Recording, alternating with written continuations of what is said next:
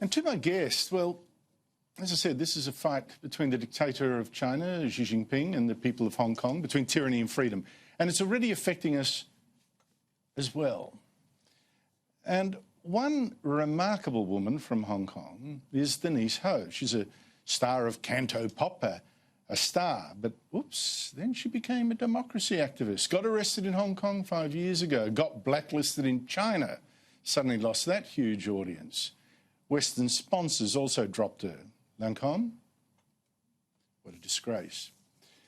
Well, Denise Ho is now in Melbourne. She was going to speak at the National Gallery of Victoria on the battle for Hong Kong. The room was available as well, they were told, but suddenly it wasn't. Security issues, the gallery said. Well, I wonder whether one of those security issues was the fact that the gallery was at that very moment hosting an exhibition of terracotta warriors on loan from China. Ho's event last night was instead held at some other venue, the one that I showed you earlier. They managed to get security organised in time, as you can see. And it ended again with that song for freedom, something I'd hoped that perhaps Australia could defend rather better.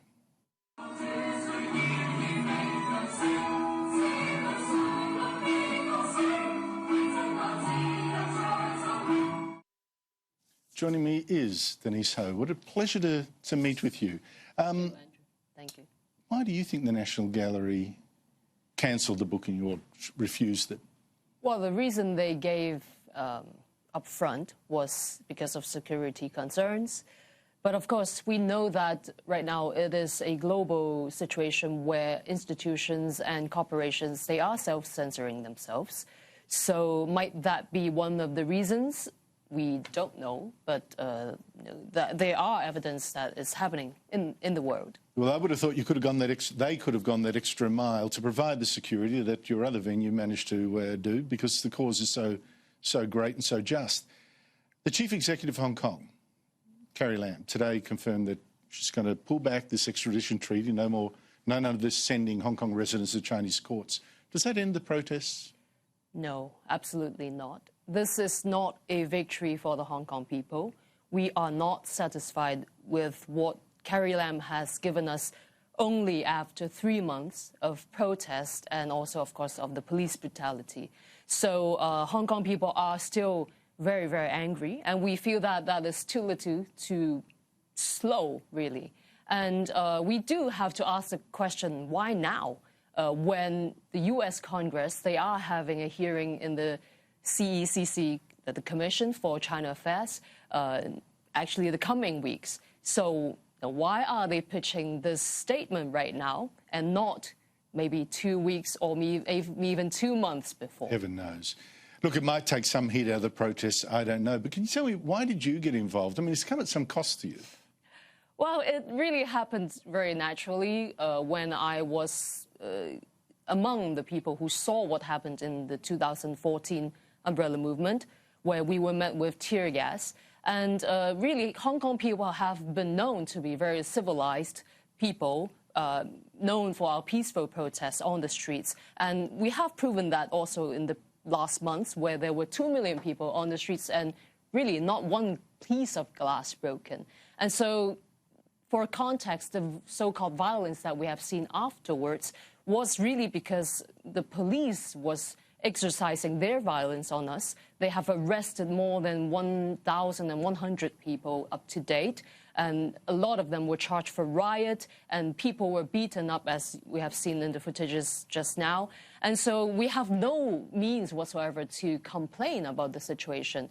We have this inquiry that is under the government, so, but that is they're going to look into police violence, they say. Yeah, and they have the say to go through with the files or not. And eventually these files would go back to the chief executive, which is Carrie Lam. Well, they might find 1 or 2 scapegoats and that's it. But the point is, I think, the central point is, and this is the only way you guarantee your freedom, I don't think they're going to agree to you being able to vote for your own people to rule Hong Kong. Well, that is for the communist government to really answer to the universal values that the global communities hold and dear to us. Because with this economic power that is going into the world, and then they are bringing their communist values with them into the world and trying to get people to conform to these values. I don't think that is something that the world should succumb to. And yeah. Chinese money, very big. It's our biggest purchaser of our exports. So this is what worries me. Money sometimes counts for more than freedom and principle. What is this? We're talking about what it costs people. What's it cost you to be protesting like this for the last few years? I have been banned in China. My songs and even my name are censored. So if I went on Weibo or something, no luck. No. So I You're have... a non-person. Yes, but I appear in smear campaigns. So I have been named as someone who has been funded by the US or foreign forces, and I have been said to be Vietnamese, which I'm not. Is that bad? I take it. That's bad. I mean, I don't know why that would be an insult, but still, I have been said to have fled the country because I came to Australia. But then, in fact, I'm going back tonight. So it's crazy, the situation right now with the propaganda machine that is the communist government. And they are spreading misinformation to the people in China and also overseas, the Chinese communities in Australia and the US and Canada. Why should this matter to us, do you think?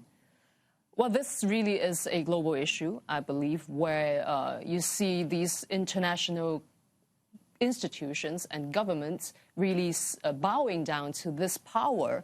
And if we still believe in human rights and freedoms of people and of speech, then I don't think that we as the people, we should allow these institutions to bow down to these kinds of intimidation and pressure. And so this is really something that is happening throughout the world. We have seen Hong Kong activists banned from gay pride in Montreal. And it's just basically there under the surface. They're getting the Taiwan treatment now. That's what Taiwan's had to put up with. And so just last, as a singer, when you hear Song of the Angry Men being sung like that, what does it mean to you now? It's not just a song anymore, is it?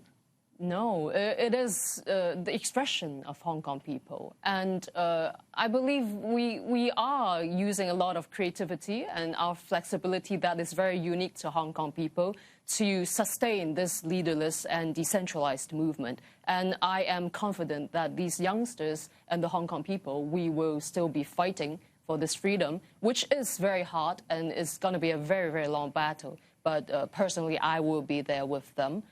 Even though I have received threats and I might be arrested any time. But still, I think this is a worth fighting for, a battle worth fighting for. Denise Ho, you're inspiring. Thank you so much for coming here.